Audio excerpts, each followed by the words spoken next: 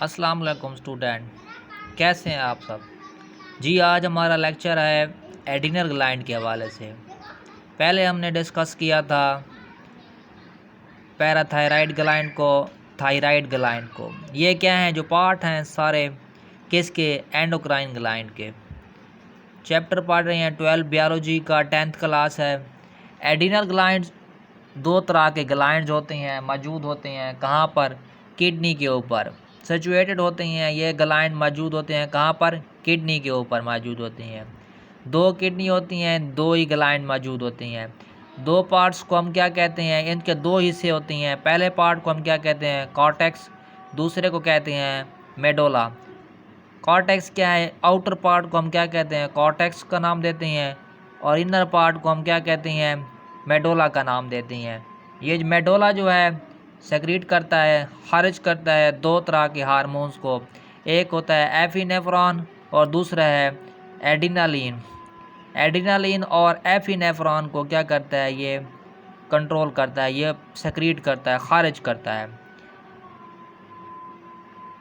इनको हम क्या कहते हैं, इनको हम एमरजेंसी हार्मोन्स भी कहते हैं। क्या कहते हैं, एमरजेंसी हार्मोन्स का नाम भी देते हैं। ठीक हो गया, क्योंकि जब एमरजेंसी सूरत हाल हो जाती है तो उस वक्त तो ये ग्लैंड को हमें इस्तेमाल करती हैं। मिसाल के तौर पर आप किसी भी आपके अंदर पीछे कुत्ता दौड़ना शुरू कर देता है, जैसा कि कोई पागल कुत्ता हो, तो वो इससे जो हम इस सूरत हाल को बचने के लिए हम खड़े तो नहीं रह सकते हैं ना, तो इस तरह हम दौड़ते चले जाएंगे ना। तो इसकी उसको हम हार्मोन्स को हम क्या कहते हैं, ये तीन हिस्सों में डिवाइड हो जाता है। एक होता है फ्लाइट, फाइट, फेयर। ये तीन तरह की कंडीशन पैदा हो जाती हैं। फ्लाइट, जब हम बहुत तेज़ी से दौड़ेंगे, जब हम आपसे पीछे कोई कुत्ता पड़ा हो तो आप बहुत तेज़ी से दौड़ेंगे, इस तरह आप उड़ेंगे, उड़ने की हालत में आ जाएंगे। जब आपको आप कैच कर लेता है, वो पकड़ लेता है, तो आप उससे मुकाबला करेंगे, फ़ाइट करेंगे।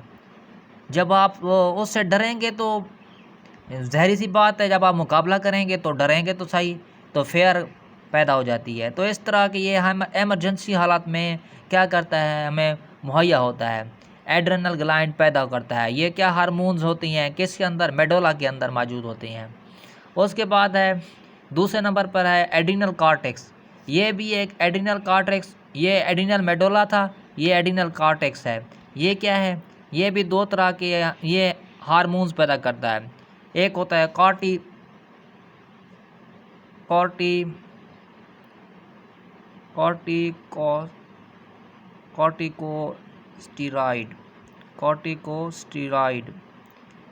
ये एक ऐसा हार्मोन्स है, इसमें तीन तरह के हार्मोन्स होते हैं। मिनरो कॉर्टिकाइड,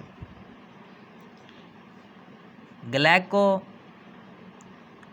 कॉर्टिकाइड, और तीसरा नंबर पर क्या है, सेक्स कॉर्टिकाइड।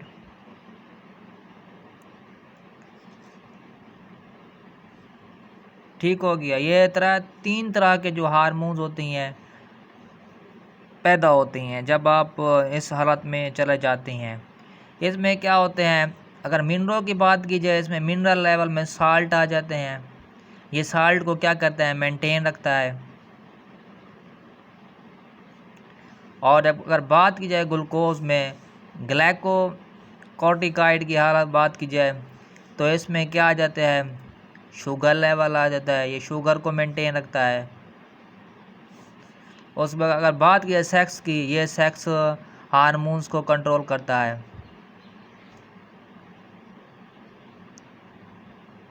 सेक्स हार्मोन्स, मिसाल के तौर पर टेस्टिस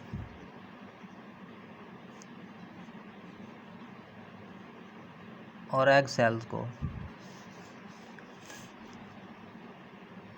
उसके बाद ये तमाम जो हार्मोन्स होते हैं, इसको हम क्या कहते हैं, 4S भी कहते हैं।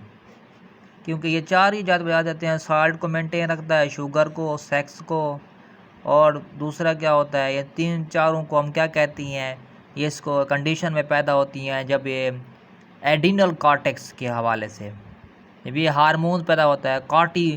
कॉर्टिकोस्टीराइड जो है ये एक ऐसा, स्टीराइड से मुराद क्या होती हैं, कॉर्टिकोसाइड मुराद क्या होते हैं, ये इसका मतलब है कॉर्टेक्स, इसका मतलब है स्टीराइड का मतलब है फैट और लिपिड। जब इन दोनों की मिकदार अगर बहुत ज़्यादा हो जाए तो ज़ाहिर सी बात है ये हार्मोन्स हमें रिलीज़ होते हैं। एडिनल कॉर्टेक्स जो है हार्मोन्स को रिलीज़ करता है, जिसे हम क्या कहते हैं, कॉर्टिकोस्टीराइड का नाम देते हैं। ठीक हो गया। नेक्स्ट लेक्चर है पैंक्रियाज। पैंक्रियाज क्या है ये आप जानते हैं। पैंक्रियाज लोबलुबे को कहते हैं। तो इस तरह क्या होते हैं, ये हार्मोन जो होती हैं इसके दो मेजर पार्ट होती हैं। ये मिक्स्ड हार्मोन्स भी है, इसको क्या कहती हैं,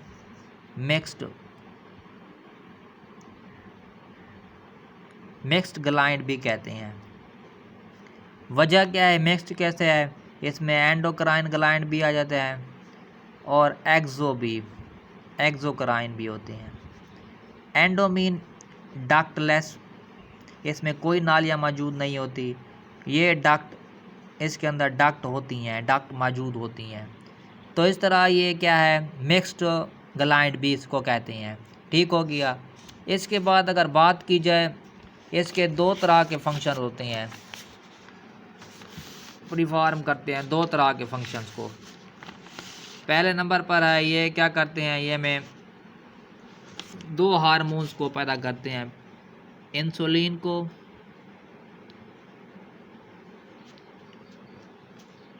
और दूसरे क्या होते हैं, ग्लूकागॉन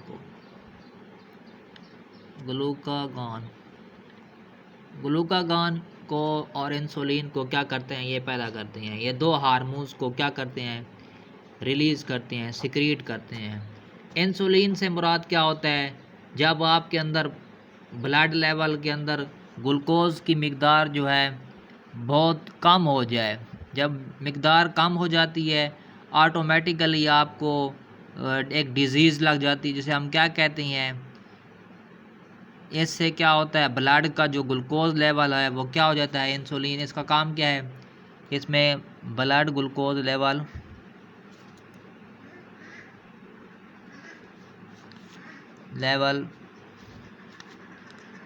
डिक्रीज हो जाता है। इसका काम क्या है, ब्लड के अंदर ग्लूकोज लेवल जो है वो क्या हो जाता है, इंक्रीज हो जाता है। ठीक हो गया। इस तरह ये फंक्शंस को परफॉर्म करता है। इसमें एक बीमारी पैदा हो जाती है, जब ग्लूकोज लेवल बहुत ज़्यादा होकर लीवर से बाहर आ जाएगा तो ऑटोमेटिकली शुगर लेवल जब बढ़ जाएगा तो वो लीवर से क्या हो जाता है, स्टोर नहीं होगा, स्टोर होने से बाहर आ जाता है। तो इससे एक बीमारी पैदा होती है, जिसे हम क्या कहते हैं, डायबिटीज़ मेलिटस कहते हैं। डायबिटीज़